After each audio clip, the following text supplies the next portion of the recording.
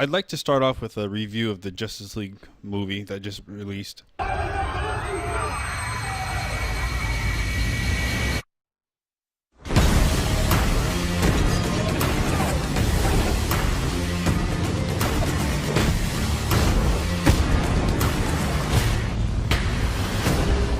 going to start off with a lot of positive things and we can move on to some of the negative things. First, I like how how it starts off. Wonder Woman doesn't play any games. She comes in, there's some bank robbers, not bank robbers, there's some terrorists coming through. Wonder Woman makes quick work of them.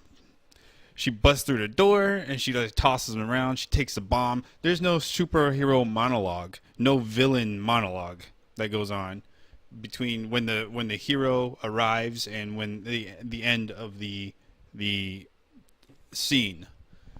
So that's a plus, and I believe it's a very smart thing for Warner Brothers and DC to do because Wonder Woman so far is the highest grossing film that they've released in the series of DC extended universes, cinematic universes. It even beat out Batman v Superman. So I believe they sticking to what worked is really is what's really helping this film establish itself.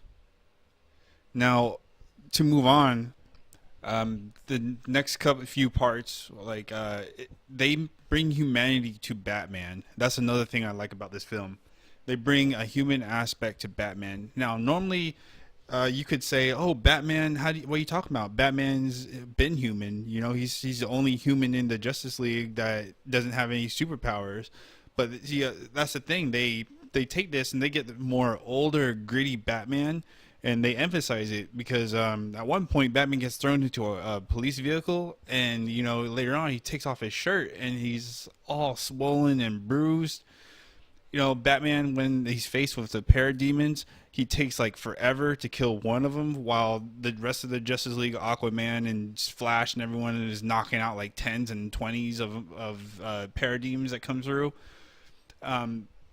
But that's always been Batman's thing, though. Batman is human, and you can see it in the animated films. And it's a good thing that they brought it to the silver screen, because in the animated films, you can see how human Batman is, and it's just better that they bring that aspect to it. It makes it more relevant to everybody.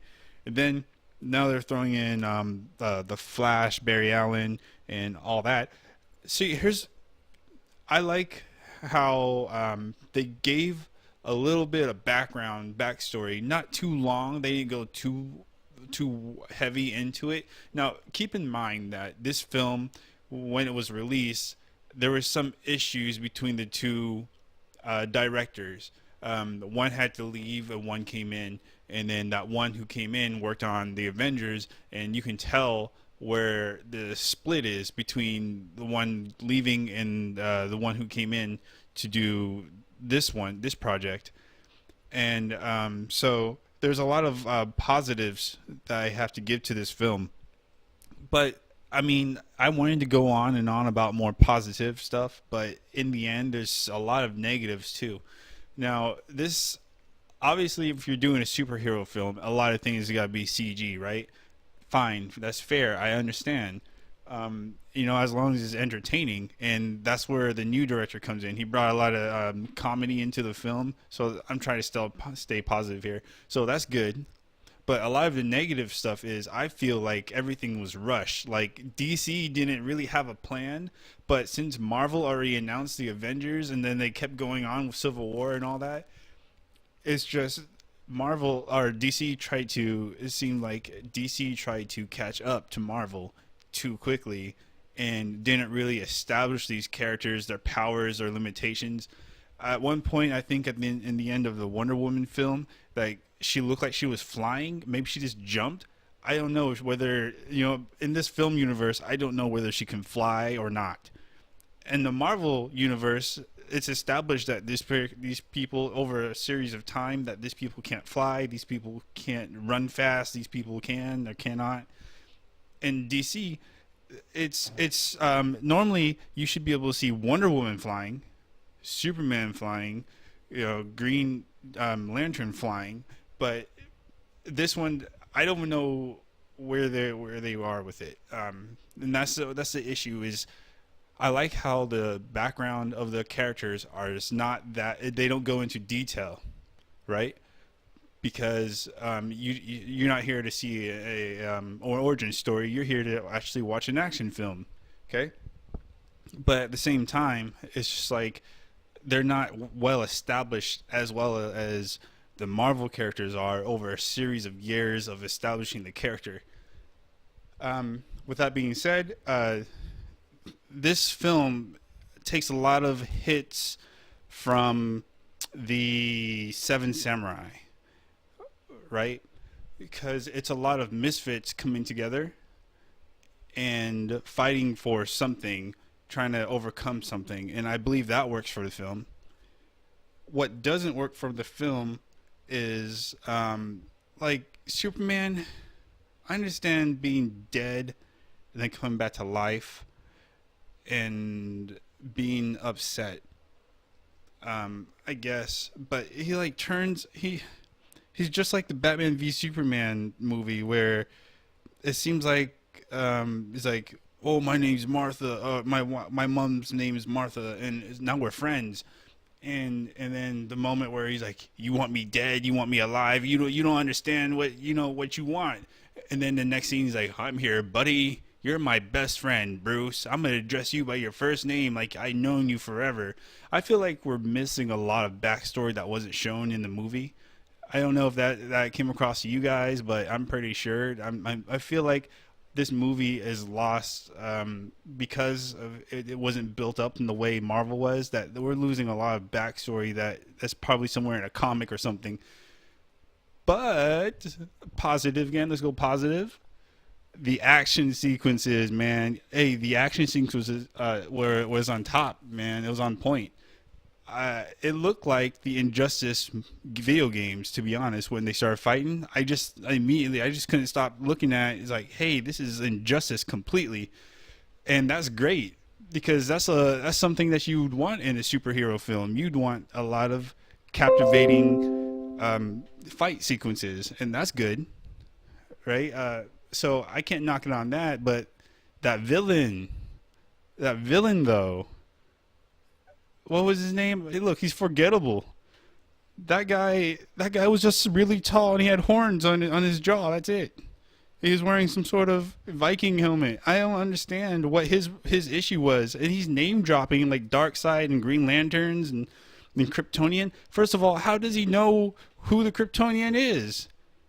How does he know that he died? Who's Darkseid? Explain that. How does Wonder Woman know about any of the new gods or old gods? See, none of this is known. It's just like they're foreshadowing fine. They foreshadowed in the first Batman v Superman movie. But it made no sense. Bruce went to sleep, had a dream, and then he woke up. Like, and there's what is that when Barry comes over and tells Bruce, "You're right, it's a girl." I mean, what has any of that got to do with anything? It's like it's so not. It's like they didn't think anything out, or maybe they're leaving these pieces of the puzzle for us to try to discover. But then, here's the type of guy I am. When I watch a film, I go into what's related to the film. Like, if I watch Transformers 3, I want to know what happened in 2 and 1. All right. If I watch Spider-Man 3, what happened in 2 and 1 to lead up to 3? Because in a film, you would expect your characters to build up relationships or gain knowledge about something like Blade or something like that, right? Watching Blade 1, 2, 3, however many they had, you kind of understand who Blade's sidekick was, right? The older guy with the Whistler was his name, right? You understood that because it was established. But this here, it's just throwing ideas at you. It's like, all right, so DC fans would know exactly what they're talking about. Like, I know what they're talking about, and I'm filling in the gaps. Okay, a lot of it's my own headcanon because I don't know what's going on. They're just throwing out names are fine familiar, and I'm like, okay, so we know that Barry Allen time travels. So hypothetically, it's understandable that how he would go and talk to Bruce, but Bruce would know if that time traveling thing was a dream or not because Barry Allen travels through time. He doesn't travel through your dreams. He uses the Speed Force. It's not something that Bruce would be like unsure about, in my opinion. Okay, being that smart of a guy, right? Now to move forward with this is how does any they name dropped the Green Lantern. I think I saw Shazam too at one point, and maybe Artemis with the arrows. I don't understand. They're throwing out way too much all at once, and it seems like they're trying to build up to a larger universe, and that's fine. The first time I've ever seen the Justice League when I was little, the Justice League anime series, it was Batman and Superman. They were investigating something, and Superman's like, "Hey, let me help you, buddy." And next thing you know, like these alien creatures, they're like the white Martians or something like that. That gave the excuse for John Jones to be there.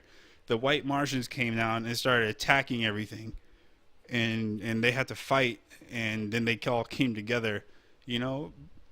And I'm like, but I can I can't use that as an example because even prior to the Justice League, then there was still the Superman anime series, Batman the anime series, and Flash as well. So like, man, I just don't know where this film is going, where this movie franchise is going. Um, they have weak characters, and it's really hard to explain what's going on to somebody who wouldn't know. I really hope you guys go ahead and watch the film.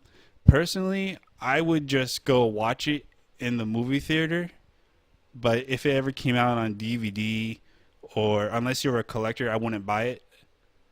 All right, if you could see it, I wouldn't say go rent it. Like if you could go see it for free on HBO or something like that, if you have it, I would just watch it there. If you're gonna go see it in its whole glory, I would go to a theater to watch it.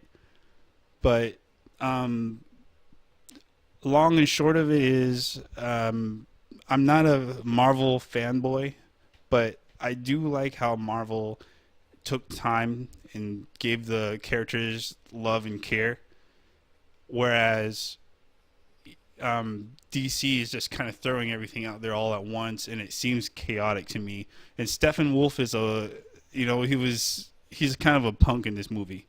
All right, like how is it take the entire Justice League, to take out Steppenwolf, where I like three of them took out Darkseid, not Darkseid, but what's his name, Doomsday. How's it gonna?